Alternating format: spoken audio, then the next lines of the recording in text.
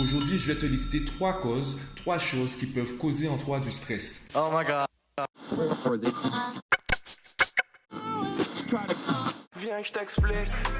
Yo, aujourd'hui j'aimerais te parler du stress et principalement des causes du stress. Il y a beaucoup de clients qui sont un peu surpris lorsque je commence à discuter du stress avec eux, tout simplement parce que je leur parle de tout sauf du stress. La raison est très simple. S'intéresser au problème, apprendre à le connaître, à le maîtriser, cela permettra d'identifier plus facilement les bonnes solutions et à les mettre en pratique. Les 3 causes principales du stress sont l'image de soi, l'opinion des autres, le sentiment d'urgence. L'image de soi, je vais me focaliser sur la confiance en soi. Si tu doutes à chaque fois que tu fais quelque chose, eh bien à chaque fois que tu seras dans une situation où tu devras faire un choix, tu vas stresser car tu doutes de ton choix. Et plus les choses iront vite, je prends l'exemple des examens où même si ce n'est pas vécu explicitement, c'est tout ce qui est un compte à rebours durant l'évaluation, durant l'examen ou le concours. Donc chaque seconde, on fait un choix. On fait le choix de répondre à telle ou telle question.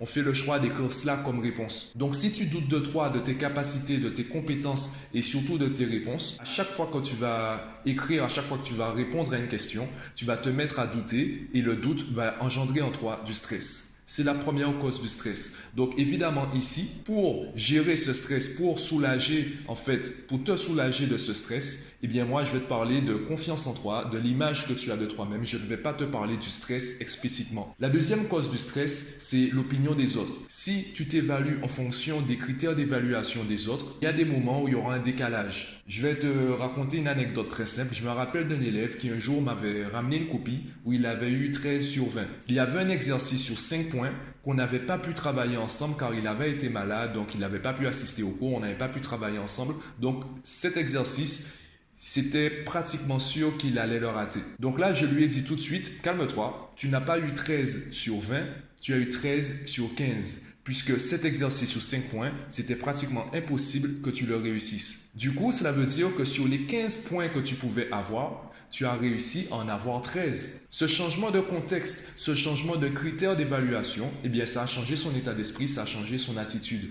Si tu t'évalues en fonction des critères des autres, je reprends l'exemple du poisson, si tu t'évalues en fonction des critères des singes qui savent grimper dans un arbre, eh bien, tu vas penser que tu es stupide alors que tu es un poisson et ton élément naturel, eh bien, c'est l'océan. Ce n'est pas la jungle avec les arbres. La troisième cause du stress, c'est le sentiment d'urgence. Je me rappelle notamment pour les devoirs maison, on nous donnait 1 mois pour faire le devoir maison, et bien on attendait la dernière semaine pour se mettre vraiment au travail. Donc j'exagère un peu et c'était quand même cela, plus ou moins l'état d'esprit. Ce qui ne nous paraît pas urgent, on le laisse de côté jusqu'à que ça devienne urgent. Plus le sentiment d'urgence va augmenter, plus on va engendrer en nous du stress. Pourquoi? Puisque chaque choix devra être définitif. On n'aura pas le temps de faire des choix approximatifs, de revenir dessus. Donc je reviens à ce que je disais sur l'image de soi, la confiance en soi. Si tu te mets à douter de chacun de tes choix, tu auras du mal à faire des choix définitifs. Mélangé avec le sentiment d'urgence, tu vas stresser encore plus rapidement. Pour chaque cause, il y a des réponses différentes. Il y a des façons d'aborder la gestion du stress de manière différente.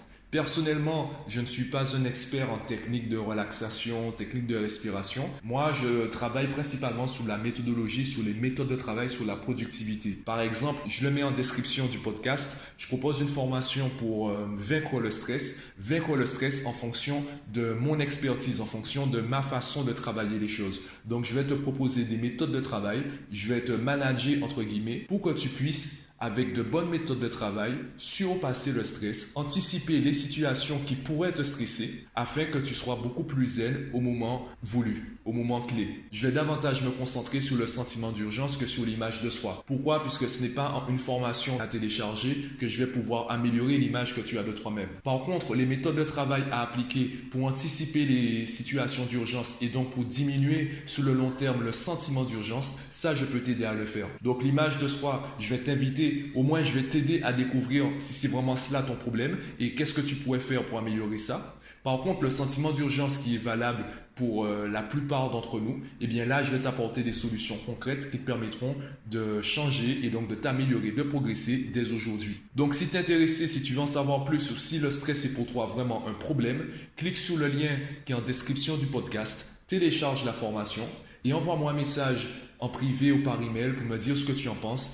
Et si tu as des questions, je pourrais t'aider à y répondre et à personnaliser les méthodes pour toi. En attendant, pense à t'abonner à la chaîne, à me laisser ton avis en commentaire et moi je te dis à bientôt.